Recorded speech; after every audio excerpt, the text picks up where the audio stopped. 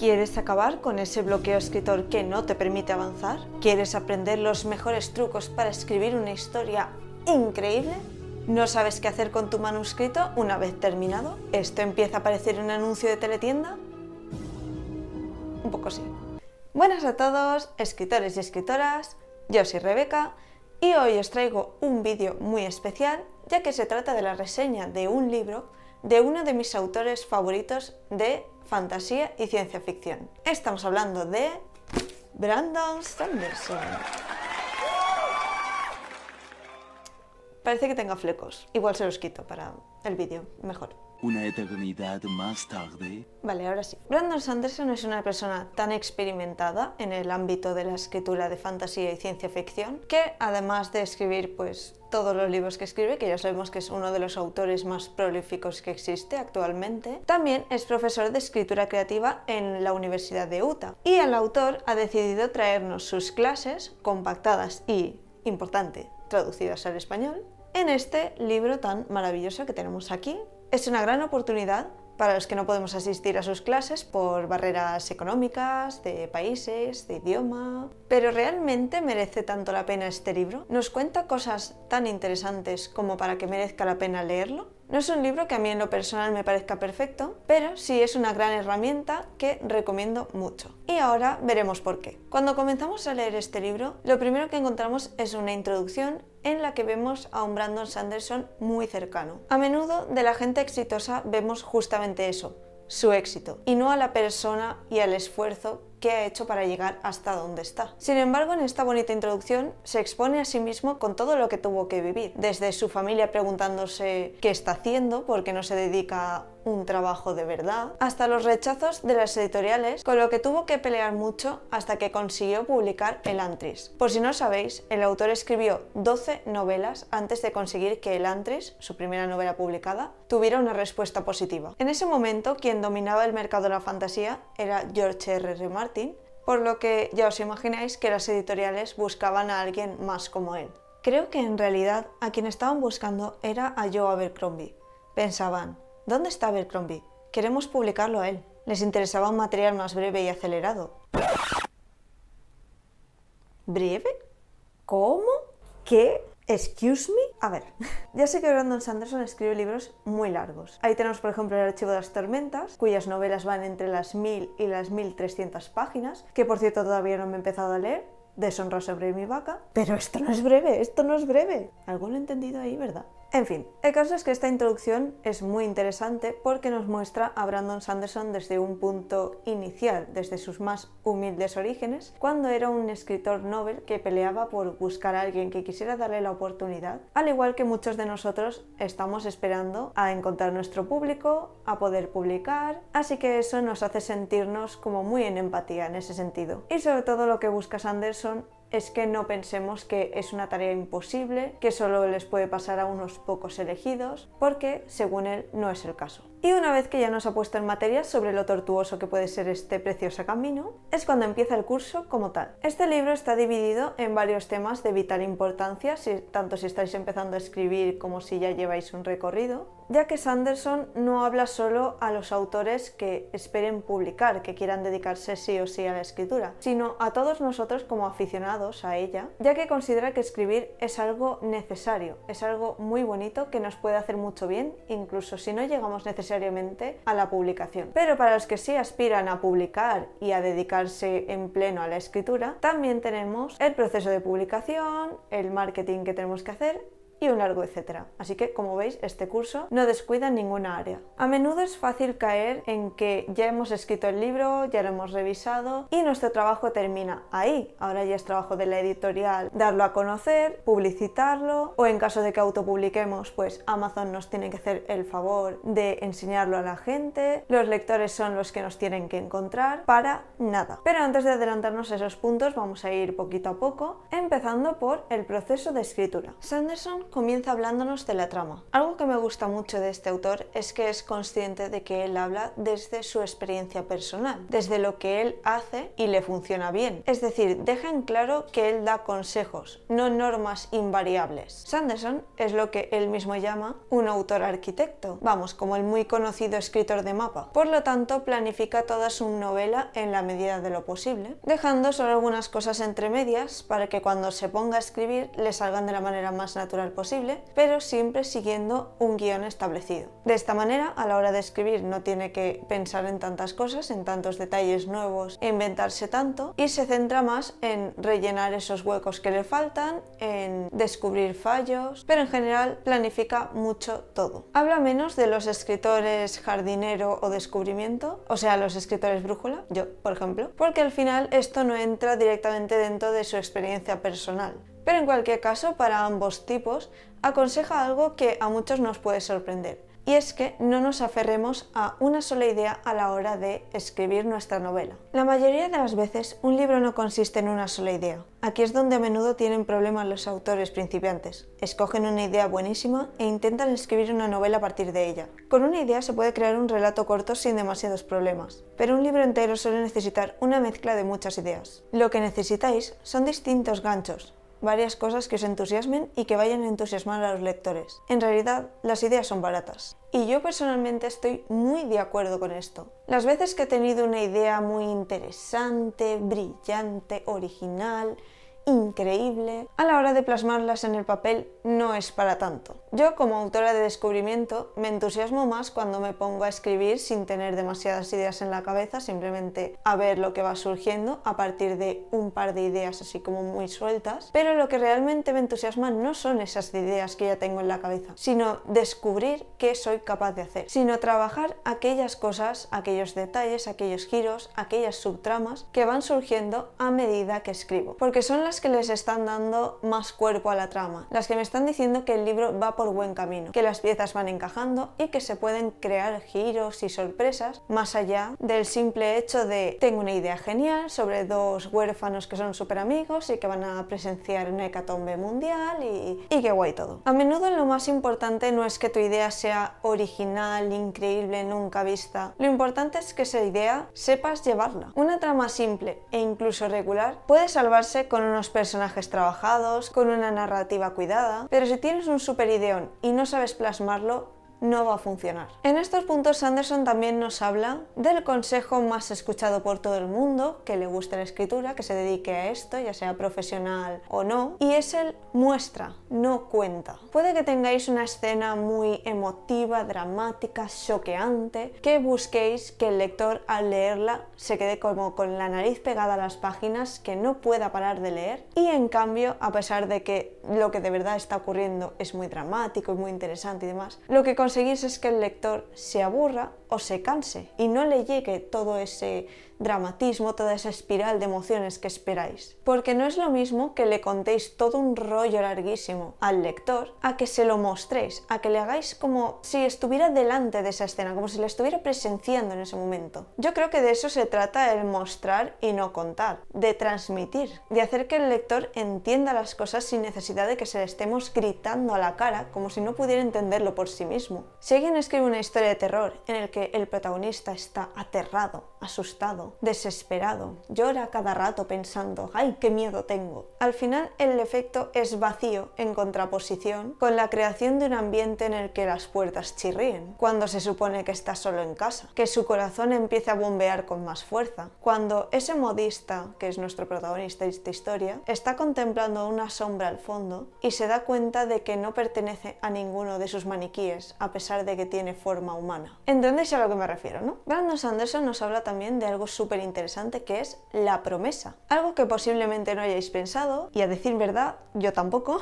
pero es bastante importante, vaya. Lo que prometéis a vuestros lectores es muy importante. Hay varios tipos de promesa, y la primera que vemos en este libro es la promesa de tono. El tono que mostréis al principio es lo que el lector espera que sea la novela. Es decir, si vuestra historia es más bien divertida, una comedia, no sería conveniente que vuestros primeros capítulos versaran sobre la muerte trágica de un perrito, porque el lector va a estar triste y va a pensar que tu historia es triste, y si de repente todo empieza a ser jiji jaja, lo vas a descolocar mucho y no va a entender qué está pasando. También tenemos las promesas de personaje, algo que nos dé pistas al principio de cuál va a ser el arco de ese personaje. Por ejemplo, si vais a hacer la historia sobre un chico que se va a las montañas a vivir aventuras en busca de, yo qué sé, un cetro mágico, pues podríais mostrarlo como que ese chico al principio no quiere irse de aventura, está muy cómodo en casa, a pesar de que siente que le falta algo, hay algún anhelo por ahí, o que las circunstancias por cualquier razón le obliguen a tomar la decisión de embarcarse en esta aventura. Aunque vuestro personaje va a tener más personalidad y más gustos, aficiones, etcétera, etcétera,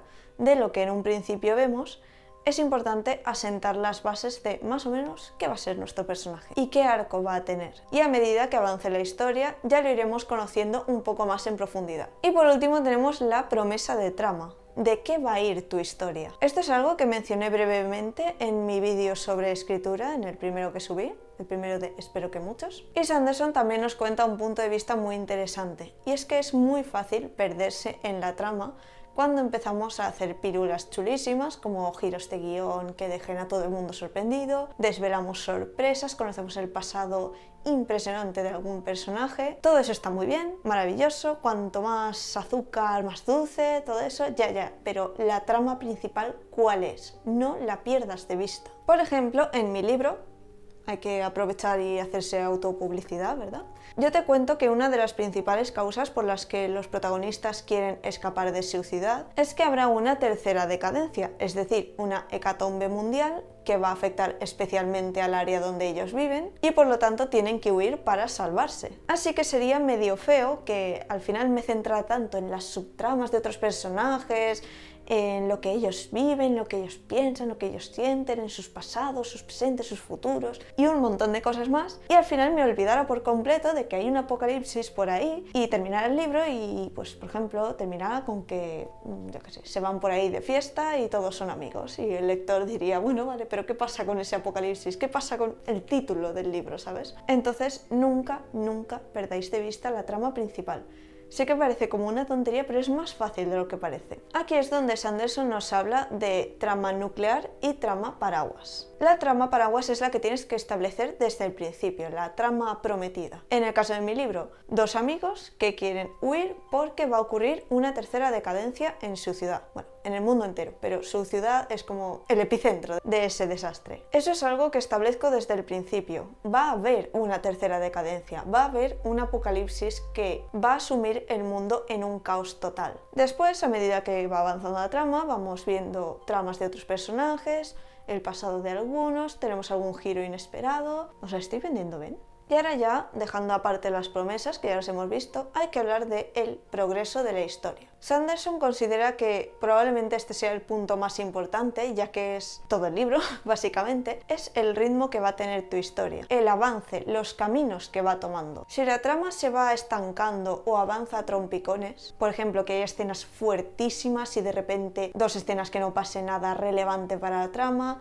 luego otra escena que también te deja la cabeza así para atrás, luego otra escena un poco innecesaria, el lector va a decir, ¿qué me estás contando? Y probablemente acabe cansándose. Sanderson considera que los lectores están dispuestos a aguantar cierto tipo de tonterías, hasta cierto punto, mejor dicho, y que a partir de ahí ya es cuando los empiezas a cansar y cuando hay más posibilidades de que acaben abandonando tu libro. Y por último, a tener en cuenta en la trama es la recompensa. Eso que el lector quiere porque tú has hecho que quiera eso. Por ejemplo, en una historia de romance en el que los protagonistas estén hechos el uno para el otro, pero en esos momentos no pueden estar juntos porque circunstancias de la vida es muy complicada, Si al final das a entender que esos dos tienen que estar juntos porque son el uno para el otro y todo es maravilloso y tal, sería como muy decepcionante que de repente te sacaras un final en el que una de las partes dice, bueno, pues me he cansado. Y esa pareja se quedará sin estar juntas, sin su final feliz, ni nada. A menos que des una explicación muy convincente a tus lectores, esto no va a gustar a la mayoría, porque tú, durante todo el libro, como autor,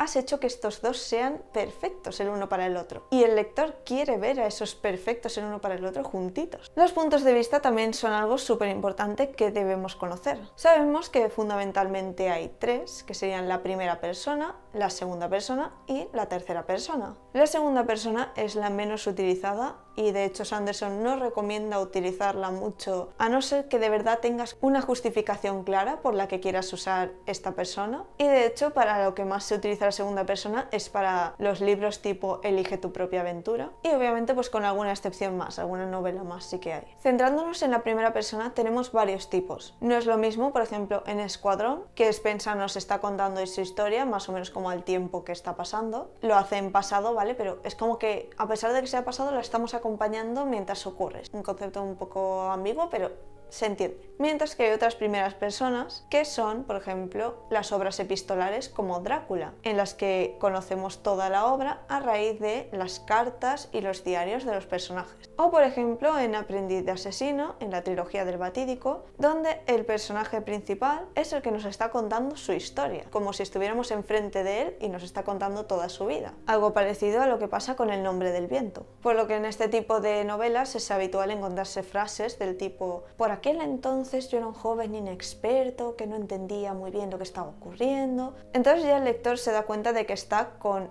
esa misma persona ya siendo un adulto, una persona experimentada, ya habiendo pasado por todo eso. Dentro de la tercera persona también hay varios tipos. Está el que vendría siendo el narrador presente, que es una especie de híbrido entre la tercera y la primera persona. Realmente el punto de vista principal recae sobre un personaje, aunque esté en tercera persona es como que estamos encima de él. Lo vemos todo desde sus ojos, estamos en su mente, sentimos lo que él siente, pero también podemos conocer algunos puntos de vista de otros personajes. Solo que tenemos como uno que es el principal. Y luego el narrador, que es el omnisciente puro. Se mete en la cabeza de todos, no es nadie en particular, conocemos todos los puntos de vista, incluso de los villanos, cosa que a menudo se reservan en los libros para dar como más sorpresas al lector, para no conocer del todo los planes de estas personas. Y por último, el narrador omnisciente limitado, donde sí tenemos diferentes puntos de vista y demás, pero en cada escena nos centramos únicamente en un punto de vista,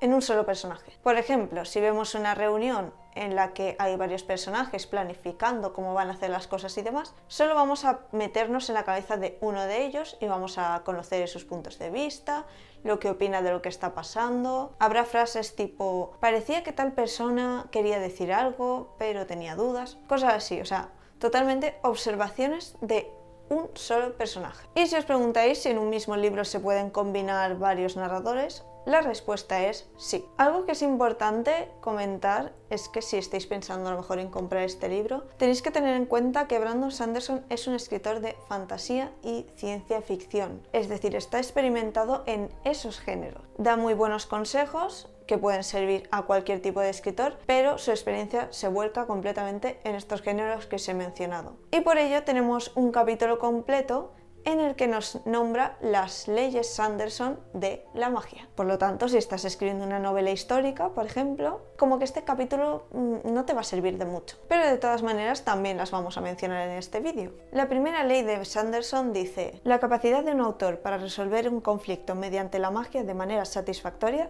es directamente proporcional a lo bien que el lector haya comprendido dicha magia. De aquí Sanderson sacó dos variantes, lo que él llama la magia blanda y la magia dura. La magia blanda se centra más en el efecto de la maravilla, no tiene tantas normas, es como más libre. Se centra más en ser un elemento impresionante, mientras que la magia dura, en el otro extremo, es como una magia más científica, aunque parezca contradictorio, tiene sentido, ya que la magia dura tiene normas, limitaciones, defectos y, en definitiva, un funcionamiento muy claro. Cuando se utiliza la magia blanda, el lector no comprende muy bien cómo funciona esta magia o cuáles son los costes de utilizarla. Por lo tanto, los personajes tampoco saben cuál va a ser el coste de utilizar esta magia, que a menudo se ve a través de objetos, tipo pues por una varita mágica, un medallón poderoso o algo así. Por ejemplo, la clásica historia de un protagonista se encuentra una lámpara de un genio, el genio le concede 3 deseos y el protagonista, pues al pedir esos deseos, termina recibiendo algo que no quería, con unos resultados normalmente desastrosos, ya que el genio tergiversa sus palabras y utiliza esos deseos a su antojo. En cambio, el sistema de magia de, por ejemplo, Nacidos de la Bruma, está muy claro. Cada metal otorga un poder,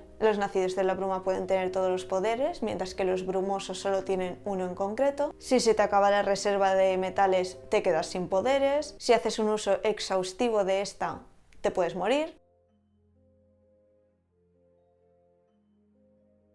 Ten en cuenta algo, y es que si decides que tu personaje o personajes puedan usar toda la magia del mundo a su antojo, sin límites, ni normas, ni nada que se lo impida, ¿dónde está la gracia? La historia puede resolverse con total facilidad, los problemas durarían 3 segundos, hasta el propio personaje se aburriría de sí mismo. Por eso es muy interesante plantear límites y costes. La primera trilogía así tipo fantástica que me enamoró fue a los 8 o 9 años, y se trata de la saga de Fire Oak, que tal vez algunos de vosotros la conozcáis, y es una trilogía sobre 2 gemelas, que una tiene como los poderes de la luz y la otra la de la oscuridad, y una de las cosas muy interesantes es que estos personajes podían volar, pero las brujas de la luz solo podían volar durante el día, mientras que las brujas de la oscuridad solo podían volar durante la noche. Es un detalle muy sencillo, pero que cambia todo el asunto, porque si un personaje puede volar en cualquier momento, es muy fácil que escape de una situación de peligro o cosas así. En cambio, imaginaos si, por ejemplo, la bruja de la luz está en problemas, está huyendo mientras vuela y todo eso, pero poco a poco va anocheciendo y sabe que pronto dejará de volar y tendrá que confiar en sus piernas. A veces un cambio tan insignificante como ese puede cambiar muchísimo la historia. La tercera ley de Sanderson no tiene que ver únicamente con el sistema de magia, sino también con la ambientación. Y dice así: antes de añadir algo nuevo, procura ampliar lo que ya tienes. Imaginaos que estáis creando vuestro mundo. Os ilusionáis creando países, idiomas, ciudades, bosques, ríos, mares, fauna espectacular, flora nunca antes vista, y luego no sabéis ni cómo meter todo eso en vuestra historia. Quería hacer un vídeo más extenso hablando de este tema porque me parece muy interesante y muy importante, por lo tanto voy a ir un poquito rápido al respecto. Lo que os tenéis que quedar es que no hace falta tener un mapa mundi con 5.000 ciudades, 200 países, 3.000 tipos de aves diferentes. No hace falta, de verdad, no hace falta. Cuando pensamos en fantasía, en los mundos fantásticos, a menudo creemos que el autor se ha pasado horas, días, años planificando ese mundo, planificando todo lo que hay ahí, todo lo que vemos. Y a decir verdad, no suele ser así. Yo, como escritora que tiro mucho hacia el lado de la brújula, os puedo asegurar que el mundo que creé para la tercera decadencia fue casi sobre la marcha. Tenía muy claro unos alrededores inmediatos, tenía claro algunos aspectos de la historia que influían en esos mismos alrededores, en los idiomas y demás. Algunas cositas sí, pero no tenía planificado ni la mitad de las cosas que se ven en el libro. Y el resultado fue que no me faltó nada y tampoco me sobró nada. A menudo yo he pensado en la ambientación como una trampa a evitar, como algo que nos atrae demasiado y que a la hora de la verdad no es tan importante. Y me ha sorprendido un montón que Sanderson opine lo mismo. Yo pensaba que era un poco más mi punto de vista. Y ojo, porque Sanderson nos ha regalado la ley 0 de Sanderson. O sea, ya no son 3 leyes, ahora son 4. Es que Sanderson nos mete giros argumentales hasta en libros de escritura creativa. ¿Qué os parece? Decantaos siempre por lo impresionante. La idea que os surja ha de ser espectacular.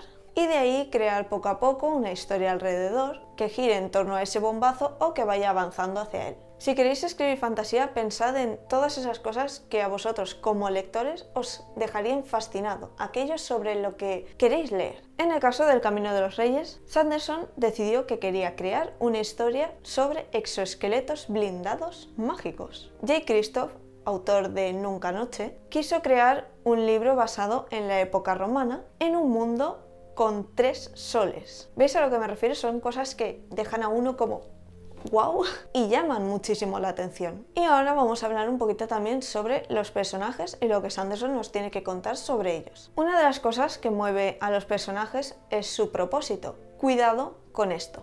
No confundamos propósito con papel. Nuestros personajes son como si fueran los actores de nuestra obra, de nuestro libro, en cierta medida. Pero eso no significa que tengamos que darles un papel a representar y ya está. Si tú tienes el alivio cómico, el interés amoroso, el héroe inquebrantable que tiene fe en que sus acciones son las que salvarán el mundo y bla bla bla, y nada más. Tienes personajes de cartón piedra. Por ello es importante desarrollarlos un poco más. Pero en este libro Sanderson nos cuenta 3 cositas a tener en cuenta para crear nuestros personajes. Y luego ya, pues aparte, dependerá de nosotros los rasgos que lo van a definir. Para empezar tenemos la empatía. Claro, es muy importante que al lector le gusten tus personajes, porque si la historia le medio gusta, la narrativa está bien, tal, pero no soporta al personaje que lleva esa historia, vamos a tener un problema, porque va a tener que estar con ese personaje durante todo el libro. Para empatizar podemos hacer que este personaje o estos personajes se parezcan a nosotros en algún aspecto. Por ejemplo, las historias que transcurren en colegios o institutos, sobre todo en institutos, tienden a funcionar muy bien porque todos hemos pasado por esa etapa. Así que si pones a un personaje que se la pasa estudiando, que se queja un poco de los exámenes, que tiene muchos deberes, que en medio de todo eso hay una persona que le gusta de su clase o de otra clase, da igual. Son situaciones en las que el lector puede verse reflejado porque probablemente ha vivido todo eso. También haciendo que un personaje sea simpático. Cuando es majo con otras personas, cuando muestra compasión y demás, es más fácil que nos sintamos identificados con ese personaje y que lo queramos. Por ejemplo, imagínate que de verdad estás escribiendo una historia de adolescentes. Si llega el típico matón que le da una hostia a un chaval porque le hacen bullying y tal, y nuestro protagonista se pone a defenderlo, vamos a querer a nuestro protagonista. Va a ser muy majo, nos va a parecer estupendo ese chico. Y otra forma reside en la motivación, para que el lector desee lo mismo que el protagonista. Por ejemplo, es muy probable que quieras que el personaje triunfe en su misión si dicha misión se trata de rescatar a su familia de las tiránicas garras del villano. Y la última es establecer una sensación de progreso. Dar a entender a tu lector que ese personaje va a seguir evolucionando, va a crecer, va a cambiar, va a ir como a mejor. Y eso es otra razón también por la que triunfan las historias de escuelas, institutos y demás. Uno se mete en la escuela con el objetivo de adquirir conocimientos, de crecer profesionalmente, si estás ya, por ejemplo, en la universidad o en un ciclo o algo así. Por lo tanto, se entiende que cuando entras a una escuela vas a adquirir conocimientos y vas a crecer de esa manera. Si tu personaje, por ejemplo, va a una escuela mágica en la que no sabe ni sujetar la varita, ya le estás mandando al lector ese mensaje de sí, ahora es un poco inútil, pobrecito, pero créeme que a final de año va a ser mucho más competente, va a saber hacer muchas cosas, va a ir creciendo. No es que necesites sí o sí una escuela para que tu personaje crezca, ¿vale? Es un ejemplo como muy visual, pero que funciona muy bien. Y después tenemos el punto contrario, defectos, limitaciones, desventajas, esas cosas que frenan un poco a nuestro protagonista que de alguna manera pues lo hacen imperfecto. Si todo se le da bien, si no sabe algo pero pasas 2 páginas y lo ha aprendido a la perfección, no va a ser un personaje interesante. Pasará un poco como con la magia sin límites. Cualquier problema este personaje lo va a resolver en nada porque es que se le da bien absolutamente todo. Y probablemente no vas a empatizar con este personaje porque nadie es perfecto. Ha llegado el momento que todos estábamos esperando. Tenemos nuestro libro terminado. Es una joya, o eso creemos. Y la pregunta es, ¿qué hago yo con esto? Cuando terminas tu borrador, solo es el principio. Las revisiones son algo imprescindible. Es importante que cuando termines tu primer borrador no tengas miedo de revisarlo una vez y otra, y otra, y otra, y otra, las veces que consideres necesario. Yo fui una bruta y la revisé 15 veces. Yo en ese momento no tenía correctores, por lo tanto tenía que hacerlo yo todo, tenía que asegurarme de que estuviera lo mejor y más perfecto posible. No os recomiendo que hagáis esto, os recomiendo que de verdad lo reviséis entre 2 y 5 veces y que ya cuando consideréis que tenéis algo presentable, dejarle a un corrector profesional que os pula esa obra. Tengo que decir que yo, al contrario de Sanderson, adoro la fase de corrección. Sanderson nos dice que no le gusta nada, a mí sí, a mí me encanta sacar la editora mala leche que llevo dentro y reventar mi propio libro. Cuando le enseño a alguien mi texto y no para sacarme errores, yo soy feliz. A mí me encanta, sinceramente. Te va acercando poco a poco a ese texto que quieres presentar a la gente. Porque yo entiendo que las personas que estáis aquí no queréis presentar una mierda de texto, no queréis que sea como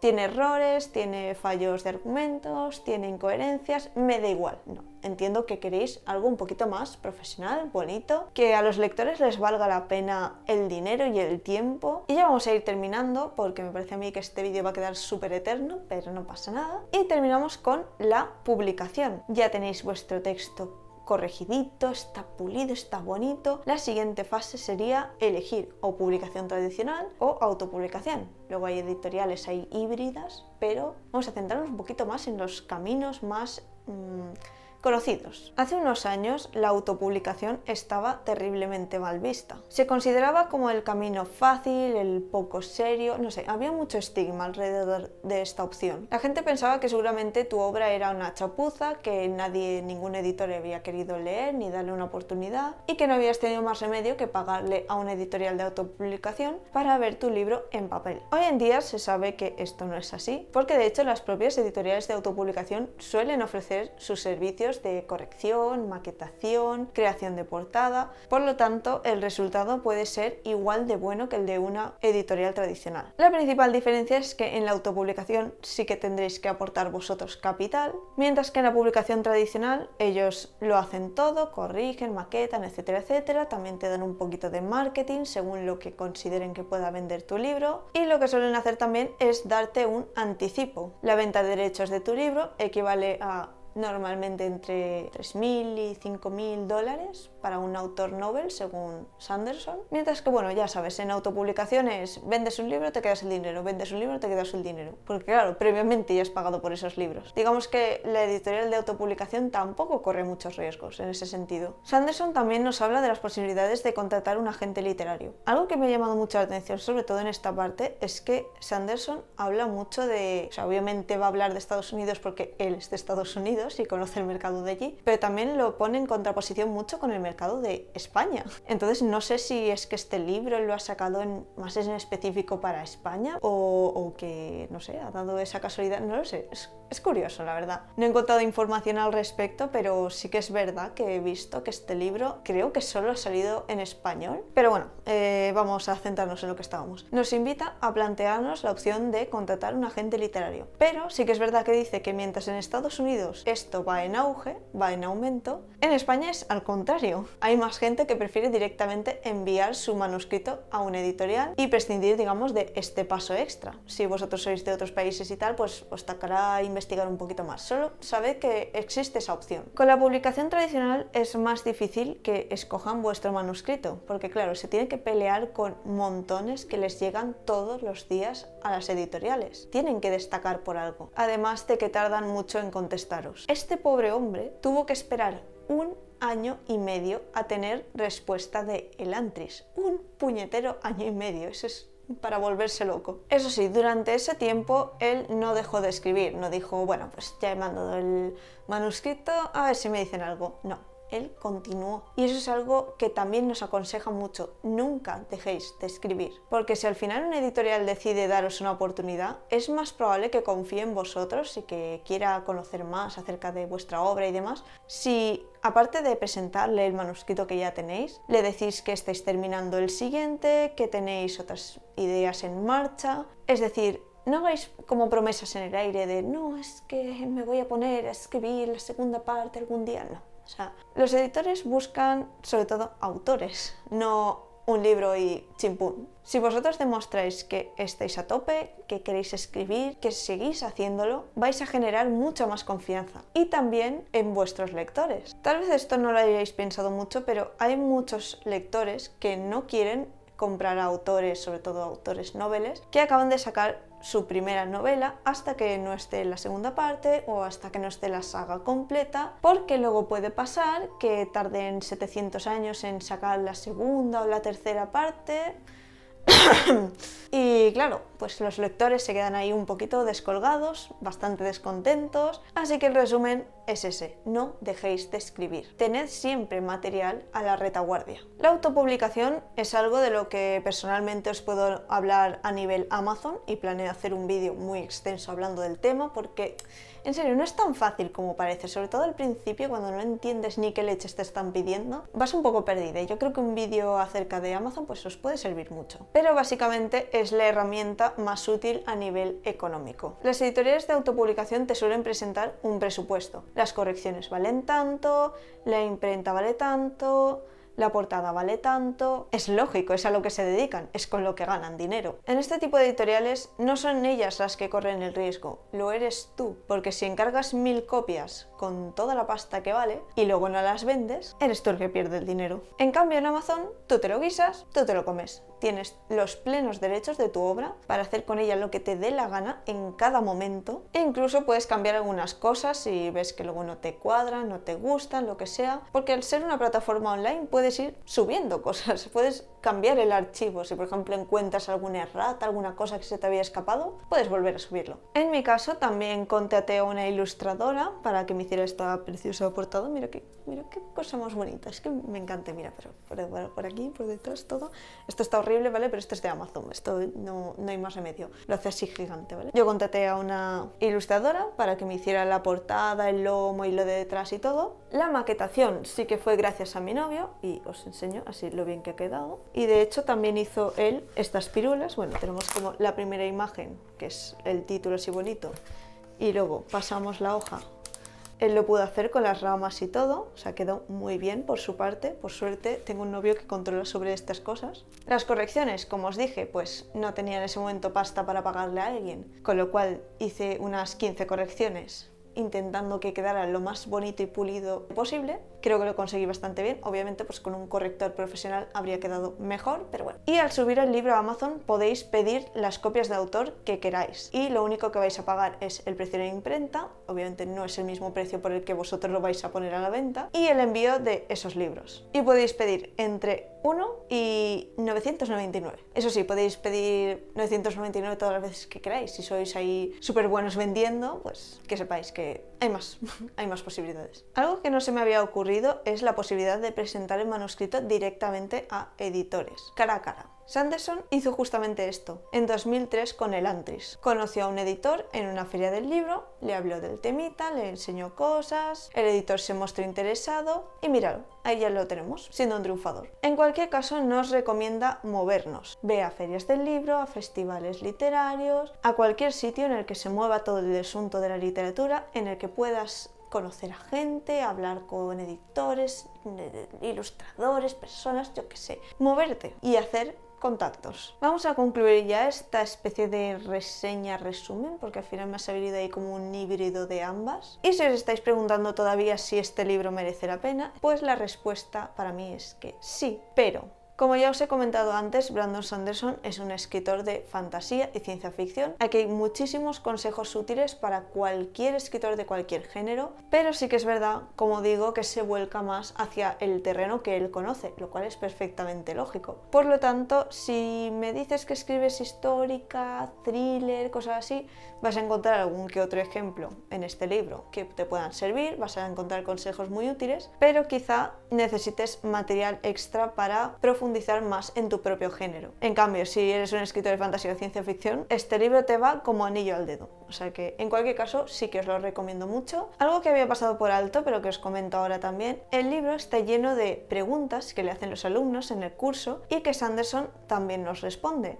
Con lo cual, todo lo que os he dicho también está mucho más ampliado, con esas pequeñas dudas que van surgiendo y demás. Y por último, a mencionar ya esto. ¿Os he contado que estoy trabajando en el guión de una adaptación de Nacidos de la Bruma? Vamos a ver, esta es la cara de una persona que sabe que estás trabajando en eso. No, en absoluto, en absoluto, Brandon. Mira, señor, trabaja muchísimo, por favor, trabaja día y noche, porque yo necesito esa adaptación como el aire que respiro y...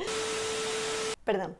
Y esto es todo por hoy. Si te ha gustado esta reseña y no estás suscrito, pues te invito a suscribirte a mi canal, a darle like también a este vídeo, ya que eso me ayuda mucho en temas de visibilidad y no sé qué historias de YouTube. Y si activas la campanita de notificaciones para que te avise cuando suba un nuevo vídeo, también estupendo. Si queréis podéis ponerme un comentario diciendo a ver qué os ha parecido el vídeo, el libro, si os ha llamado la atención, si lo tenéis, si no, cualquier cosa que os pase por la cabeza. No olvidéis que tengo redes sociales, concretamente Instagram y Goodreads. En Goodreads ya sabéis que subo alguna que otra reseña que aquí no está. Y nos vemos en el próximo vídeo.